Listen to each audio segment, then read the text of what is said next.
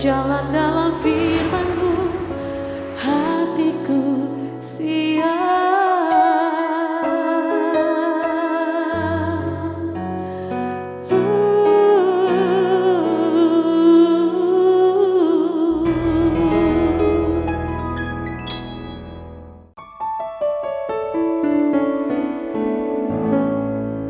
Salam, God Lover, kita percaya bahwa di dalam Tuhan Yesus Kristus, setiap orang bisa diubahkan hidupnya.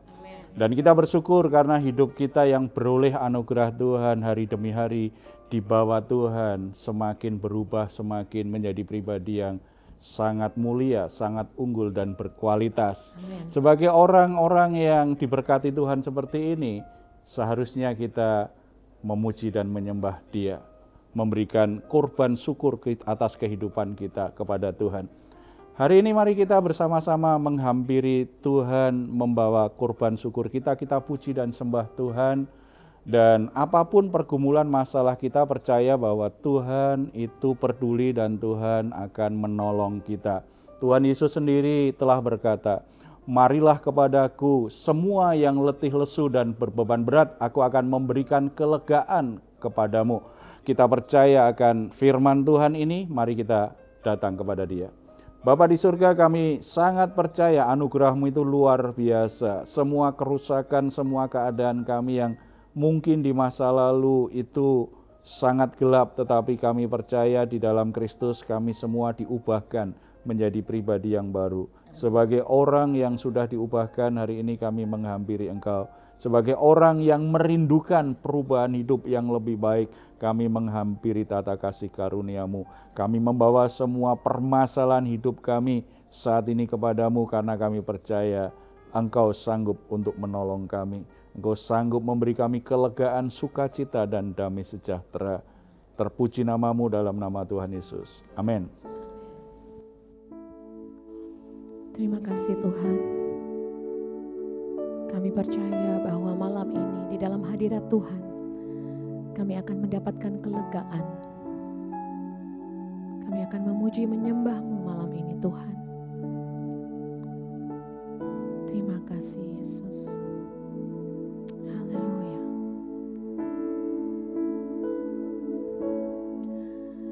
Engkau penjuna, ku tanah liat,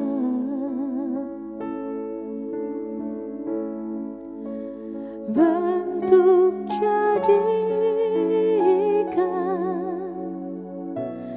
ini doaku, ubah hatiku seperti salju, ubah hatiku seperti dirimu. Ubah hati kami Tuhan, ubah hatiku seperti salju, ubah hatiku seperti dirimu.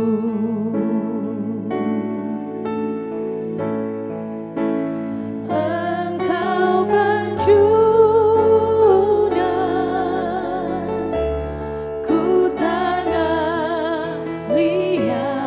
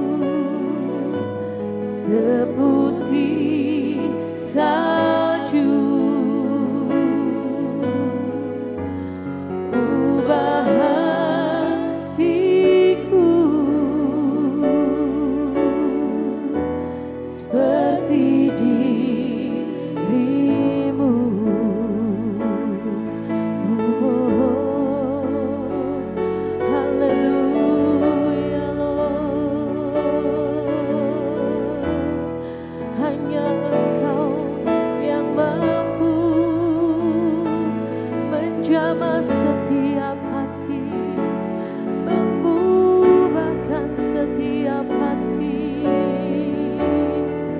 Sebab kami berharga di mata-Mu, Tuhan.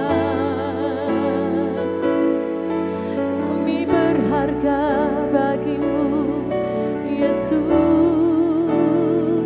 Engkau yang menjamah, memulihkan kami, memberikan lepasan, kelegaan di dalam-Mu malam ini, Tuhan. Kau yang bekerja, menjamah setiap hati kami. Kami bawa hati kami di hadapan-Mu, bentuk kami sesuai rencana-Mu. Bawa kami, Tuhan, hidup dalam perjanjian-Mu. Haleluya, Lord. Kau ya Allah yang kami sembah. Haleluya, Jesus. Oh, Yesus, Yesus, Yesus, ku berseru. Yesus, Yesus, ku panggil nama-Mu. Pengabdianku hanya padamu.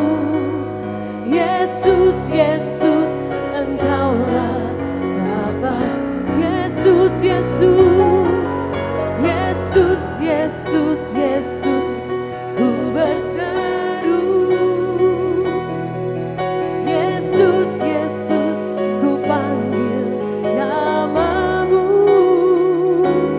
Pengabdianku hanya padamu.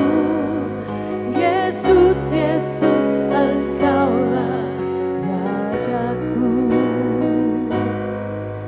Yesus, Yesus, Engkaulah Bapa-Ku.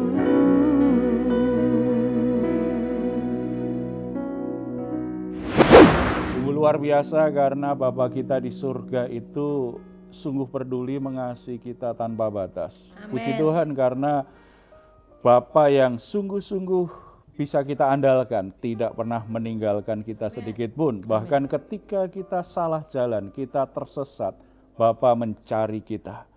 Dia menghampiri kita Amin. dan ingin memulihkan kehidupan kita. Kita menemukan dan mendengar banyak kisah menarik tentang orang-orang yang mengalami perubahan hidup luar biasa ketika berjumpa dengan Tuhan Yesus. Hati mereka diubahkan luar biasa, mereka mengalami yang namanya kasih mula-mula, hatinya berkobar-kobar, terjadi perubahan yang mungkin tidak pernah terbayangkan. Orang kok bisa berubah dari sisi ini ya, dari sisi tertentu begitu, yang jelas hidupnya berubah. Kisah itu pasti ada di antara kita, kita pernah alami. Sebelum kita lihat firman Tuhan terlebih dahulu, saya ingin beri kesempatan siapa yang mau berbagi. Iya Pak. Oke, silahkan. Sedikit mau kasih kesaksian soal bagaimana saya diubahkan sama Tuhan. Jadi ya namanya kita kan pernah muda ya. Jadi nikmatin apa ya, segala sesuatu yang dunia kasih gitu ya, kekayaan, pesta pora, segala macam yang dunia kasih tuh saya pernah ngalamin lah. Saya udah pernah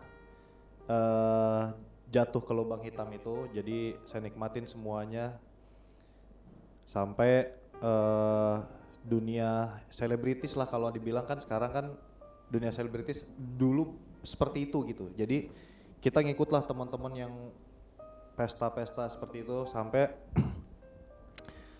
satu titik saya mengalami kecelakaan dan saya tidak ingat apa-apa. Jadi pada saat itu saya nggak sadar. Di situ dengan jelas Tuhan bilang perjalananmu masih panjang. Cuman bilang seperti itu. Jadi pada saat saya mulai sadarkan diri, itu saya baru ngerasa ini dengan jelas saya bisa dengar suara Tuhan gitu. Puji Tuhan sampai saat ini Tuhan masih cukupkan saya dengan segala sesuatunya dan masih dipelihara dengan baik gitu sama Tuhan. Ya. Itulah. Puji Tuhan ya. Jadi intinya titik balik perubahan hidupmu itu ketika alami kecelakaan ya. Iya, betul sekali. Jadi nunggu kamu hampir mati dulu baru. Karena bandelnya itu, Pak. Baru berubah. Tuhan Jadi tegur dari lembut sampai akhirnya itu yang paling keras itu. Ya. Ada banyak orang bertemu Tuhan memang dengan berbagai macam cara. Situasi yang kadang-kadang tidak terduga itu orang tidak bisa tebak ya. Yang jelas Tuhan memakai berbagai kesempatan, berbagai situasi sebenarnya untuk menyatakan dirinya kepada seseorang. Tetapi kadang-kadang orang tidak terlalu peduli karena keasikan dengan apa yang dia kerjakan, mengeraskan hati, menutup hatinya, atau memang dia tidak mengerti karena tidak mengerti kebenaran Tuhan. Sebelumnya tidak ada yang memberitahu. Apapun pengalamannya, situasi berjumpa dengan Tuhan itu tidak terlalu penting sebenarnya. Yang terpenting adalah punya pengalaman pribadi bersama dengan Tuhan, berjumpa dengan Tuhan Yesus secara pribadi, hidup kita diubahkan, itu lebih penting. Sebab apa artinya orang punya pengalaman berjumpa dengan Tuhan, kelihatan luar biasa, setelah itu dia kembali lagi kumat. Itu tipe orang Kristen tomat namanya, tobat kumat gitu. Ini tipe orang Kristen yang mudah bonyok. Banyak. Iya kan? Nah, seperti itu kan. Lebih baik berjumpa dengan Tuhan, mungkin bahkan bisa drastis, ada yang biasa saja, bisa sederhana saja, apapun kisahnya sebenarnya nggak ada masalah. Yang penting setelah itu kita alami perubahan hidup atau tidak. Jadi goalnya adalah perubahan hidup. Kemudian kita mulai masuk dalam perubahan hidup, hari demi hari menjadi semakin serupa dengan Kristus. Itu tujuan utama. Di Alkitab ada kisah seperti itu, bagaimana berjumpa dengan Tuhan, seluruh hidupnya setelah itu berubah. Salah satunya adalah Sakeus. Kita akan lihat Lukas pasal 19 ayat 1 sampai 10. Di perikop ini dikisahkan tentang seorang pemungut cukai yang bernama Sakeus. Sakeus itu pemungut cukai. Seorang pemungut cukai itu seorang yang cenderung serakah. Hatinya dikuasai dengan uang, demi uang. Keserakahannya terhadap uang, dia tidak punya kepedulian, tidak punya belas kasihan. Kalau perlu dia merampas, dia memaksa, dia mengancam, dia memenjarakan orang-orang di sekitarnya yang tidak membayar pajak. Dia tidak peduli. Dia lakukan itu asal saya bertambah-tambah kekayaan saya. Tipe orang seperti itu biasanya mati rasa terhadap sesamanya. Dia nggak peduli apapun yang terjadi dengan orang sekitarnya. Apalagi peduli, apalagi berbelas kasihan, sama sekali tidak ada. Ketika ketemu orang yang dipikirkan hanya saya dapat keuntungan apa. Saya diuntungkan apa kalau saya berhubungan dengan dia. Itu yang selalu dia pikirkan. Tetapi ketika Sakeus berjumpa dengan Tuhan Yesus, hidupnya sangat berubah. Dan dalam kisah ini ada beberapa hal yang kita bisa pelajari supaya kita kembali mereview nih, perubahan apa yang terjadi dalam hidup kita yang berproses sejak saya berjumpa dengan Tuhan Yesus. Atau kalau kita mungkin selama ini sudah rajin di gereja, tetapi kita tidak pernah mengalami momen, mengalami perjumpaan pribadi dengan Tuhan dalam sebuah peristiwa situasi tertentu. Kita perlu merenungkan, jangan-jangan perjumpaan pribadi belum dialami, makanya hidup kita datar-datar saja sebagai orang Kristen. Sepertinya seperti orang yang nggak kenal Tuhan saja, bisa jadi seperti itu. Ya. Nah Pak, dengan Sakeus itu bagaimana Tuhan memproses dia yang sudah mati rasa menjadi jadi cinta akan Tuhan gitu. Kita bisa baca ya bagian demi bagian. Yang pertama, Tuhan Yesus itu melihat Sakeus sebagai pribadi yang berharga. Ayat yang kelima, ketika Yesus sampai ke tempat itu, ia melihat ke atas dan berkata, Sakeus, segeralah turun sebab hari ini aku harus menumpang di rumahmu. Sakeus ketika dengar Yesus, dia berusaha untuk ketemu Yesus, tetapi karena badannya pendek, dia tidak bisa untuk melihat Yesus saja, nggak bisa, karena begitu banyak orang di pinggir jalan ingin melihat dan menyambut Yesus. Orang nggak peduli dengan dia, karena bagi mereka Sakeus itu hanya sampah masyarakat, mengganggu saja, karena orang-orang Sakeus ini orang yang sangat kejam, orang bagi dia semua orang hanya dihargai dengan uang. Makanya dia sendiri juga tidak dihargai orang lain. Sakeus, bagi Sakeus yang berharga uang. Tetapi bagi Tuhan Yesus ternyata Sakeus itu pribadi yang sangat berharga. Ini yang luar biasa, karena siapapun manusia Tuhan lihat sebagai pribadi yang berharga. Karena pribadi yang berharga makanya dikasihi, makanya Yesus rela berkorban untuk dia, karena Sakeus pribadi yang sangat berharga. Orang hanya bisa berubah hidupnya kalau dia melihat dirinya dengan cara yang benar. Keberhargaan kita itu bukan karena kita punya uang, karena kita punya jabatan, karena kita punya mobil mewah, karena kita punya rumah yang megah. Bukan karena status sosial, status ekonomi kita. Tetapi kita memang dilahirkan sebagai pribadi yang berharga karena kita dicipta dan dirancang oleh Tuhan sendiri. Ketika kita lahir di dunia ini, kita ini makhluk yang berharga. Bukan karena kita punya apa-apa. Kesalahan banyak orang kan baru menganggap dia pribadi berharga kalau sudah pakai baju mahal. Padahal lahir nggak pakai baju apa-apa. Dia sudah berharga tuh. Tetapi kalau nggak pakai baju mahal merasa nggak berharga. Pakai baju murah merasa minder, merasa nggak berharga. Pakai perhiasan merasa berharga ini. Padahal lahir apa ada yang pakai cincin permata? Nggak ada. Semua lahir dalam keadaan bayi, lemah, tak berdaya, bahkan cenderung bau. Makanya dicuci kan, belepotan itu. Berharga. Ketika kita menyadari keberhargaan kita bukan karena apa yang kita kenakan, kita pakai, apa yang kita miliki, keberhargaan kita karena kita ini dirancang dan dibentuk oleh Tuhan, maka kita akan bisa bersyukur kepada Tuhan dan itu jadi motivasi yang kuat untuk berubah, untuk meninggalkan hal-hal yang merusak diri kita sendiri. Kita berharga. Yang kedua, Tuhan Yesus membebaskan hati Sakeus dari keterikatannya akan uang. Tadi yang pertama, keberhargaanmu bukan karena uang loh. Tuhan sengaja menghampiri Sakeus, Sakeus, kamu berharga bukan karena uangmu, aku ingin datang ke rumahmu bukan karena kamu kaya raya, tidak, karena kamu pribadi yang berharga. Setelah itu Tuhan Yesus membebaskan hati Sakeus. Kalau kita baca ayat 8. Tetapi Sakeus berdiri dan berkata kepada Tuhan, Tuhan, setengah dari milikku akan kuberikan kepada orang miskin, dan sekiranya ada sesuatu yang kuperas dari seseorang, akan kukembalikan 4 kali lipat.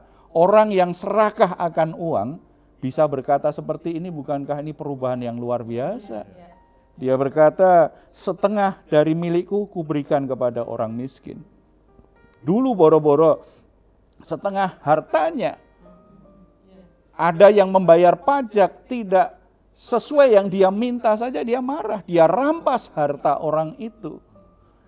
Tetapi dia setengah aku berikan. Kemudian yang pernah aku peras nih, orang-orang yang selama ini aku peras, aku kembalikan uangnya. Benar-benar hatinya dibebaskan Tuhan dari perbudakan uang dan kekayaan. Kapan itu terjadi? Karena dia berjumpa, dia menerima Yesus Kristus di rumahnya, dia alami perjumpaan pribadi dengan Tuhan. Mendengar kata-kata Tuhan, mengalami kehadiran Tuhan, itu mengubah hati. Ada banyak orang yang bertobat bukan karena dengar khotbah yang panjang, bukan karena baca Alkitab dari awal, dari Kejadian sampai Wahyu sudah selesai. hal-hal yang kecil yang menyadarkan bahwa Tuhan mengasihi dia, dia berharga di mata Tuhan.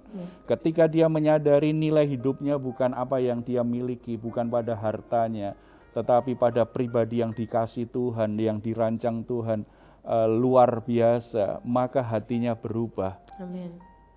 Hatinya setelah itu melekat pada Tuhan, bukan pada benda, bukan pada uang, bukan pada sesuatu yang sifatnya sementara. Perubahan hidup itu pasti terjadi kalau orang berjumpa dengan Tuhan. Ya. Padahal nggak disebutkan Yesus suruh, kamu jual hartamu lah kalau kamu mencintai aku. Enggak begitu kan? Karena ketika orang hatinya berkobar-kobar bagi Tuhan, maka berkat Tuhan, atau kalau ini tadi bukan berkat Tuhan ya, karena hasil memeras. Uangnya itu hasil pekerjaan yang tidak sepenuhnya itu jujur. Gitu ya. Itu yang selama ini dia pegang erat-erat, dia bisa lepaskan itu.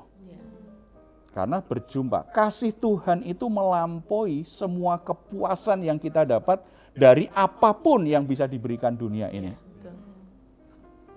Berjumpa dengan Tuhan, itu sangat penting. Dan yang ketiga, Tuhan memberikan hati yang baru kepada Zakheus, ayat 9. Kata Yesus kepadanya, hari ini telah terjadi keselamatan kepada rumah ini, karena orang ini pun anak Abraham. Jadi saudara-saudara, ketika orang berjumpa dengan Yesus, hatinya diubah, dibebaskan dari hal-hal yang membelenggu dia. Tidak hanya soal uang, dengan ikatan kebiasaan buruknya, dengan dosa-dosanya, dengan hawa nafsunya yang menyesatkan. Ketika dia alami hati yang merdeka seperti itu, kemudian Tuhan akan pulihkan hidupnya. Dia diberi Tuhan hati yang baru. Ketika orang mengalami keselamatan dari Tuhan, itu tidak hanya bicara tentang orang diampuni dosanya, tidak hanya bicara orang setelah itu mendapatkan hidup kekal, mati masuk surga, tapi itu juga bicara tentang bagaimana Tuhan memulihkan hidupnya, sehingga hidupnya yang berantakan, yang kacau balau, itu akhirnya mulai ditata ulang oleh Tuhan. Itu seperti puzzle yang berantakan. Begitu diselamatkan Tuhan, dipulihkan Tuhan, puzzle kepingan-kepingan puzzle yang berantakan itu mulai ditata lagi, mulai kelihatan gambar sesungguhnya, gambar aslinya yang sangat indah itu. Itu yang dikerjakan Tuhan ketika kita mengalami perjumpaan pribadi dengan Tuhan. Oleh sebab itu, Bapak, Ibu, Saudara-saudara yang dikasihi oleh Tuhan, segelap apapun hidupmu, serusak apapun hidupmu, sehancur apapun hidupmu, dan mungkin engkau sudah kecewa, engkau sudah merasa tidak bisa diperbaiki lagi, bahkan berkata, inilah hidupku, sudah aku nggak mungkin bisa berubah. Tetapi percayalah, ketika engkau berjumpa secara pribadi dengan Yesus Kristus, hidupmu masih bisa berubah. Amin. Masih ada harapan, hidupmu dibenahi, ditata ulang, dipulihkan oleh Amin. Tuhan. Amin. Oleh sebab itu yang paling saudara butuhkan kalau saudara ingin mengalami keselamatan, mengalami pemulihan seperti ini adalah buka hati. Terima Yesus Kristus sebagai Tuhan dan Juru Selamatmu. Amin. Dan mulai tata hidupmu dalam kehendak dan pimpinannya. Amin. Kita bersatu di dalam doa.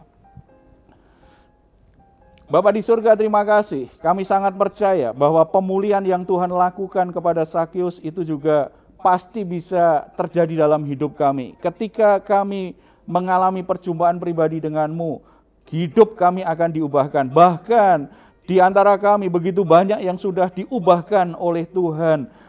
Saat-saat kami menjadi putus asa, saat-saat kami tersesat, saat-saat kami kehilangan arah dalam hidup ini, saat hidup kami hancur, hidup kami berantakan, kacau balau luar biasa. Tidak ada satu orang pun yang peduli, yang ada orang-orang dengan sinis menolak kami, orang menyingkirkan kami, orang membuang kami. Tetapi kami bersyukur sebagaimana Zakheus, Tuhan menghampirinya. Tuhan masih menganggap berharga dan Tuhan masih menyatakan kehadiran dan kasih-Nya kepada Zakheus. Tuhan juga tidak pernah membuang kami. Tuhan tetap menerima kami. Kami tetap berharga di mata Tuhan. Kami adalah orang-orang yang dikasihi oleh Tuhan. Tuhan melawat setiap saudara-saudara yang sudah merasa putus asa dengan hidupnya, yang sudah merasa hidupnya tidak mungkin bisa berubah lagi. Tetapi biarlah kebenaran firman Tuhan tentang kisah Zakheus ini itu akan memperbaharui, akan membebaskan hatinya. Siapapun engkau, kalau engkau percaya, engkau membuka hatimu, engkau datang kepada Tuhan, engkau berjumpa pribadi dengan Yesus Kristus, Tuhan dan Juru Selamatmu, hidupmu pasti diubahkan. Ada sesuatu yang berubah, ada sesuatu yang dipulihkan oleh Tuhan. Tidak ada kuasa apapun yang bisa menghalangi pekerjaan Tuhan. Kami bersyukur Tuhan, Tuhan akan mulai pulihkan orang-orang yang selama ini putus asa dengan hidupnya. Orang-orang yang selama ini tidak percaya dia bisa berubah. Bahkan Tuhan juga pulihkan keluarga-keluarga yang rusak, pernikahan-pernikahan yang rusak. Orang-orang yang tersesat jalannya, Tuhan hampiri, Tuhan bawa kembali di jalanmu. Pakai hamba-hambamu, pakai anak-anakmu yang dekat dengan mereka agar bisa menolong orang-orang yang salah jalan, orang-orang yang tersesat kembali di jalan Tuhan. Berikan belas kasihan, berikan kasih karunia, berikan kuasa-Mu, sehingga ada banyak anak-anak-Mu, ada banyak hamba-hamba Tuhan yang bisa menolong orang-orang yang hidupnya berantakan kembali di dalam Tuhan, hidupnya mengalami pemulihan di dalam Tuhan. Amin. Pakailah gereja-Mu Tuhan menjadi tempat di mana setiap orang yang hadir dalam pertemuan-pertemuan ibadah mereka mengalami perjumpaan pribadi dengan Tuhan. Bukan sekedar upacara-upacara agamawi, tetapi sebuah pertemuan di mana kehadiran Tuhan itu bisa dirasakan orang-orang yang hadir, dan hidup orang-orang yang datang di gereja diubahkan oleh Tuhan. Terima kasih Bapa di surga. Kami juga berdoa untuk kota kami, untuk bangsa kami. Biarlah beroleh kasih karunia Tuhan. Segala kejahatan, segala kekerasan,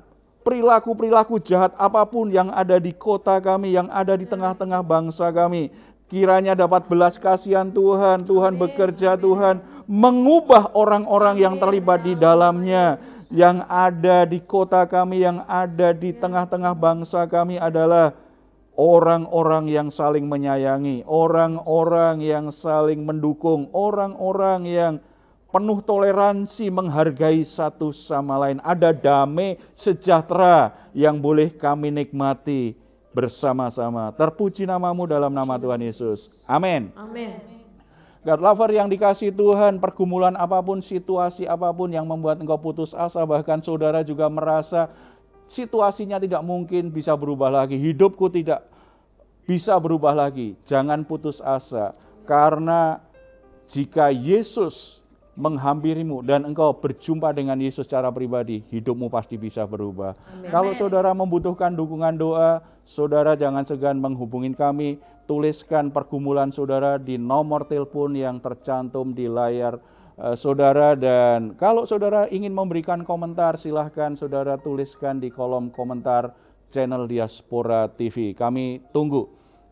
Mazmur 4 ayat 8-9. Engkau telah memberikan sukacita kepadaku lebih banyak daripada mereka ketika mereka kelimpahan gandum dan anggur. Dengan tentram aku mau membaringkan diri lalu segera tidur, sebab hanya Engkaulah ya Tuhan yang membiarkan aku diam dengan aman. Selamat malam, Tuhan Yesus memberkati. Selamat istirahat. Amin.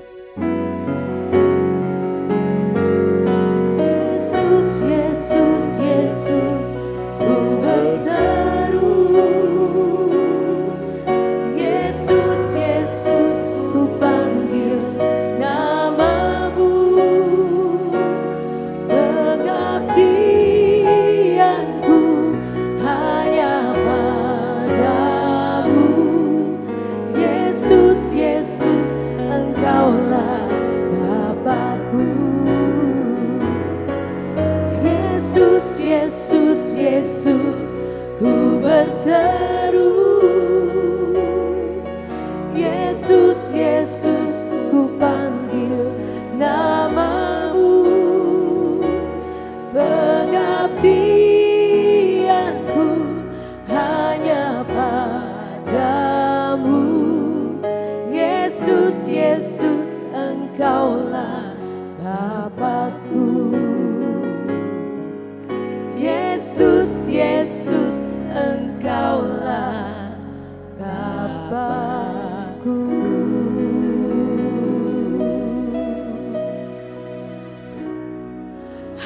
kekasihku.